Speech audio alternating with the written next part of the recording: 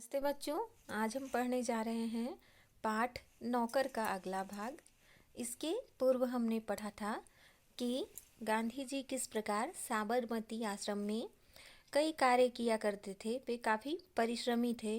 वे जाले साफ किया करते थे, सब्जी भी काटा करते थे, गेहूं की पिसाई भी किया करते थे। और वहाँ जो जो लोग आश्रम में रहते थे उन लोगों को भोजन भी परोसा करते थे। तो आगे हम पढ़ते हैं कि आश्रम का एक नियम यह था कि सब लोग अपने अपने बर्तन खुद साफ करें। रसोई के बर्तन बारी बारी से कुछ लोग दल बांधकर धोते थे। दल बांधकर मतलब अपनी अपनी टीम बनाकर धोते थे बर्तन। और अपने खाए हुए बर्तन तो खुद से साफ कर ही लेते थे, लेकिन बाकी भी तो और भी बर्तन होते हैं जिसमें भोजन पकाया जाता है, भोजन रखा जाता है। तो वे अपनी टीम बनाकर वे बर्तन धोते थे। एक दिन गांधी ने बड़े बड़े पतीलों को खुद साफ करने का काम अपने ऊपर लिया। तो गांधी जी ने सोचा कि आप एक दिन के मैं आज अपने पतीले जो हैं ये बड़े बड़े उन्हें खुद ही साफ कर लेता हूँ। इन पतीलों की पेंदी में खूब कालिख लगी थी। राख भरे हाथों से वह एक पतीले को खूब जोर जोर से रगड़ने में लगे हुए थे कि तभी कस्तूरबा वहाँ आ गई। जब वे पतीले साफ कर रहे थे तो उनकी पत्नी कस्तूरबा वहाँ आ जाती हैं। तो उन्होंने पतीले को पकड़ लिया और बोली, यह काम आपका नहीं है, इसे करने को और बहुत से लोग हैं। गांधी को लगा कि उनकी बात मान लेने में ही बुद्धिमानी है और वे चुपचाप कस्तूरबा को उन बर्तनों की सफाई सौंपकर चले गए। बर्तन एकदम चमकते न हो तब गांधी जी को संतोष नहीं होता था। एक बार जेल में उनको जो मददगार दिया गया था उसके काम से असंतुष्ट होकर उन्होंने बताया था कि खुद कैसे लोहे के बर्तनों को भी मांजकर चांदी सा चमका सकते थे। एक बार जेल में उन्हें क्या दिया गया था? मददगार, उनका हेल्पर दिया गया था जो साथ में उनकी मदद करे बर्तन धुलाने में। लेकिन उन्हें कैसे बर्तन पसंद थे? चांदी की तरह चमकदार बर्तन। लोहे के बर्तनों को भी वह खूब रगड़ रगड़ कर चमका देते थे। जब आश्रम का निर्माण हो रहा था उस समय वहां आने वाले कुछ मेहमानों को तंबुओं में सोना पड़ता था। एक नवागत को पता नहीं था कि अपना बिस्तर कहाँ रखना चाहिए, इसलिए उसने बिस्तर को लपेट कर रख दिया और पता लगाने के लिए कि वह कहाँ रखना है लौटते समय उसने देखा कि गांधी खुद उसका बिस्तर कंधे पर उठाए रखने चले जा रहे हैं। नवागत मतलब नए नए आए हुए मेहमान हैं, तो उन्हें पता नहीं था कि कहाँ पे बिस्तरों को मोड़ कर रखना है। तो उसकी आने से पहले ही गांधी जी ने उसके बिस्तर को उठा लिया और अपने कंधे पर उठाकर चलने लगे। अर्थात कहा यह जा सकता है कि गांधी जी कोई भी कार्य खुद ही कर लेते थे और वे दूसरे का इंतजार नहीं करते थे। आश्रम के लिए बाहर बने कुएं से पानी खींचने का काम भी वे रोज करते थे। एक दिन गांधी खुद अस्वस्थ थे, बीमार थे और चक्की पर आटा पीसने के काम में हिस्सा बटा चुके थे। उनके साथी ने उन्हें थकावट से बचाने के लिए अन्न से सभी बड़े छोटे बर्तनों में पानी भर डाला। गांधी को यह बात पसंद नहीं आई, मन में कुछ ठेस भी लगी।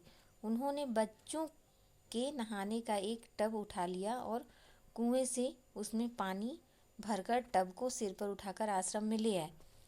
बेचारे कार्यकर्ता को बहुत पछतावा हुआ। कहने का आशय यह है कि जब एक दिन वह थोड़े बीमार हुए तो आश्रम में रहने वाले एक व्यक्ति ने सभी बर्तनों में पानी भर दिया ताकि गांधी जी को कुएं से पानी न भरना पड़े। लेकिन फिर भी गांधी जी को ये बात पसंद नहीं है, चूँकि वे परिश्रमी थे। तो वे एक छोटा सा टब उठाते हैं जिसमें बच्चे को नहलाया जाता है और वे अपने लिए खुद कुएं पर जाकर पानी भर कर लाते हैं। इस कारण कार्यकर्ता को थोड़ा पछतावा भी होता है कि मैंने तो गांधी जी के लिए यह काम किया, फिर भी उन्होंने खुद ही जाकर वहाँ से पानी भर के ले आया। शरीर में जब तक बिल्कुल लाचारी न हो तब तक गांधी जी को यह बिल्कुल ही पसंद नहीं था कि बूढ़े होने के कारण उनको अपने हिस्से का दैनिक शारीरिक श्रम न करना पड़े। रोज, दैनिक मतलब रोज, प्रतिदिन होने वाले श्रम जैसे नहाना धोना, खाना पीना, अपने खाने के बर्तन धोना, ये उन्हें खुद ही करना पसंद था। उनमें हर काम करने की अद्भुत क्षमता और शक्ति थी। वह थकान का नाम भी नहीं जानते थे। दक्षिण अफ्रीका में बोअर युद्ध के दौरान उन्होंने घायलों को स्ट्रेचर पर लादकर एक एक दिन में 25-25 मील तक ढोया था। वह मीलों पैदल चल सकते थे। दक्षिण अफ्रीका में जब वे टॉल्स्टॉय गाड़ी में रहते थे, तब पास के शहर में कोई काम होने पर दिन में अक्सर 42 मील तक पैदल चलते थे। एक दिन में वो अक्सर 42 मील तक पैदल चल पाते थे, अर्थात वे पैदल भी काफ़ी दूर दूर तक यात्रा कर सकते थे। इसके लिए वे घर में बना कुछ नाश्ता साथ लेकर सुबह 2 बजे ही निकल पड़ते थे। वे क्या करते थे, जब उन्हें बहुत दूर जाना पड़ता था तो घर से वे कुछ नाश्ता बना लेते थे और सुबह 2 बजे, मतलब बोलिए तो अभी आधी रात के बाद ही वे निकल पड़ते थे। शहर में खरीदारी करते और शाम होते होते वापस फार्म पर लौट आते थे। उनके अन्य साथी भी उनके इस उदाहरण का खुशी खुशी अनुकरण करते। अनुकरण करना मतलब उन्हीं के समान कार्य करना। एक बार किसी तालाब की भराई का काम चल रहा था जिसमें गांधी जी के साथी लगे हुए थे। एक सुबह काम खत्म करके वे लोग फावड़े, कुदाल और टोकरियां ले जब वापस लौटे तो देखा कि गांधी जी ने उनके लिए तश्तरियों में नाश्ते के लिए फल आदि तैयार करके रखे हैं। एक साथी ने पूछा, आपने हम लोगों के लिए यह सब कष्ट क्यों किया? क्या यह उचित है कि हम आपसे सेवा कराएं? गांधी ने मुस्कुराकर उत्तर दिया, क्यों नहीं। मैं जानता था कि तुम लोग थके मांदे लौटोगे। तुम्हारा नाश्ता तैयार करने के लिए मेरे पास खाली समय था। अर्थात गांधी जी अपने सभी दोस्तों की भी भली भांति मदद किया करते थे, उनका ख्याल रखा करते थे। दक्षिण अफ्रीका में रहने वाले जाने माने नेता के रूप में गांधी भारतीय प्रवासियों की मांगों को ब्रिटिश सरकार के सामने रखने के लिए एक बार लंदन गए। वहां उन्हें भारतीय छात्रों ने एक शाकाहारी भोज में निमंत्रित किया। छात्रों ने इस अवसर के लिए स्वयं ही शाकाहारी भोजन तैयार करने का निश्चय किया। तीसरे पहर 2 बजे एक दुबला पतला और चरहा आदमी आकर उनमें शामिल हो गया और तश्तरियाँ धोने लगा। सब्जी साफ करने और अन्य छूट-फूट काम करने में उन्हें उनकी मदद करने लगा। बाद में छात्रों का नेता वहां आया तो देखा कि वह दुबला पतला आदमी और कोई नहीं, उस शाम का भोज में निमंत्रित उनके सम्मानित अतिथि गांधी जी ही थे। एक बार दक्षिण अफ्रीका में गांधी जी को निमंत्रित किया गया भोजन के लिए। कैसे, किस रूप में? भारतीयों के जाने माने नेता के रूप में। तो वहाँ वो स्वयं ही समय से पहले पहुंचकर उन्होंने वहाँ कई कार्यों में उनका हाथ बटाया। तश्तरियाँ अर्थात प्लेटें धोने लगे, सब्जी साफ करने लगे, छोटे मोटे काम करने लगे। उन्हें जब उस वहाँ छात्रों का नेता आया तो उन्होंने देखा कि अरे हमारे अतिथि तो स्वयं ही यहाँ पे आके काम करने लगे। गांधी दूसरों से काम लेने में बहुत सख्त थे, लेकिन अपने लिए दूसरों से काम कराना उन्हें नापसंद था। एक बार एक राजनीतिक सम्मेलन से गांधी जब अपने डेरे पर लौटे तो रात हो गई थी। सोने से पहले अपने कमरे का फर्श बुहार रहे थे। उस समय रात के 10 बजे थे। एक कार्यकर्ता ने दौड़कर गांधी जी के हाथ से बुहारी ले ली। गांधी जी क्या कर रहे थे? स्वयं ही झाड़ू लगा रहे थे, पर एक कार्यकर्ता ने दौड़कर उनके हाथ से झाड़ू ले लिया। जब गांधी गांवों का दौरा कर रहे होते, उस समय रात को यदि लिखते समय लालटेन का तेल खत्म हो जाता तो वह चंद्रमा की रोशनी में ही पत्र पूरा कर लेना ज़्यादा पसंद करते थे, लेकिन सोते समय अपने किसी थके हुए साथी को नहीं जगाते थे। खाली पद यात्रा के समय गांधी ने अपने शिविर में केवल 2 आदमियों को ही रहने की अनुमति दी। इन दोनों को यह नहीं मालूम था कि खाखरा कैसे बनाया जाता है, तो गांधी जी ने स्वयं एक निपुण रसोइये के समान उन्हें खाखरा बनाने की विधि बताई। उस समय गांधी जी की अवस्था या उम्र 78 वर्ष की थी, अर्थात गांधी जी बुजुर्ग हो जाने के बाद भी वह कई प्रकार की मेहनत कर लिया करते थे। गांधी को बच्चों से बहुत प्रेम था। अपने बच्चों के जन्म के 2 माह बाद उन्होंने कभी किसी दाई को बच्चे की देखभाल के लिए नहीं रखा। वे मानते थे कि बच्चे के विकास के लिए माँ बाप का प्यार ज़्यादा जरूरी, तो अपने बच्चे की देखभाल खुद ही कर लेते थे।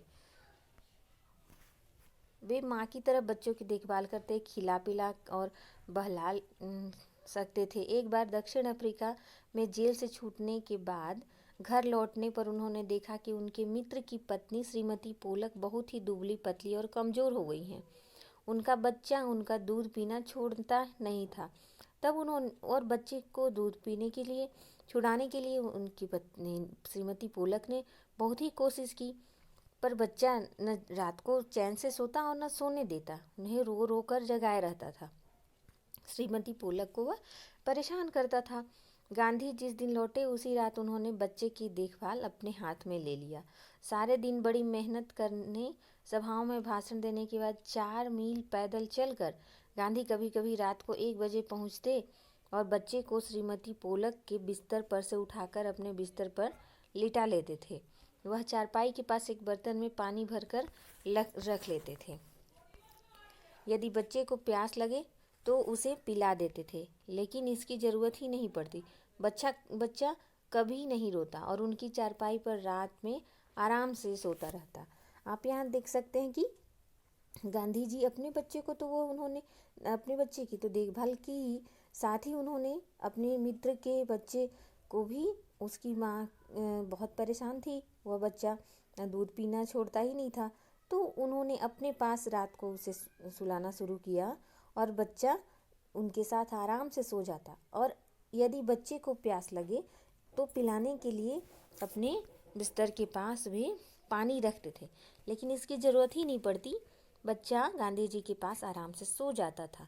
एक पखवाड़े के बाद बच्चा ने दूध पीना छोड़ दिया, अर्थात एक पखवाड़ा अर्थात 15 दिनों के बाद बच्चे ने दूध पीना छोड़ दिया था।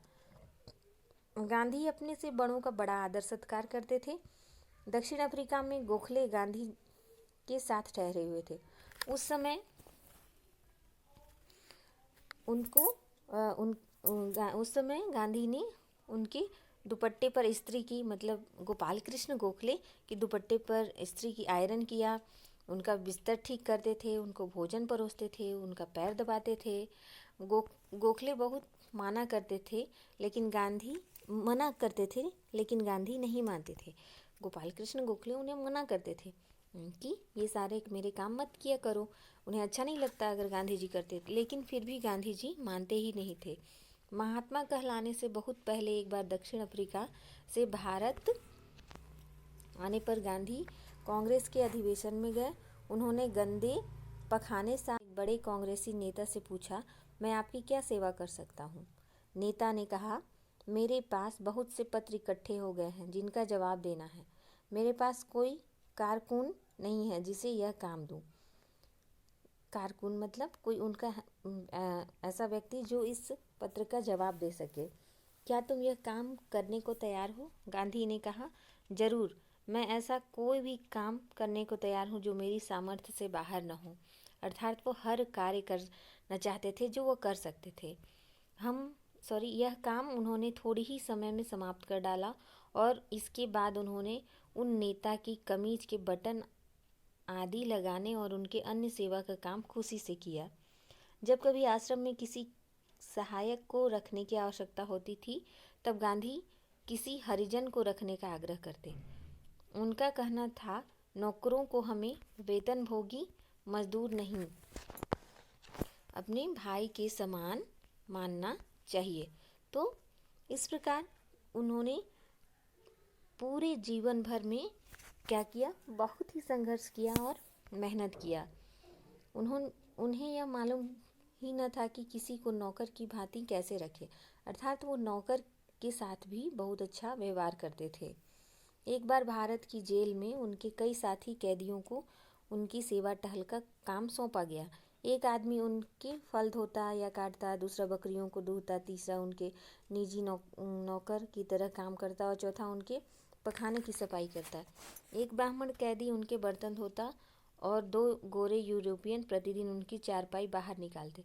गांधी ने देखा कि इंग्लैंड में ऊंचे घराने में घरेलू नौकरों को परिवार का आदमी माना जाता था। एक बार एक अंग्रेज के घर से विदा लेते समय उन्हें यह देखकर खुशी हुई कि घरेलू नौकरों को उनसे परिचय नौकरों की तरह नहीं बल्कि परिवार के सदस्य के समान कराया जाता है।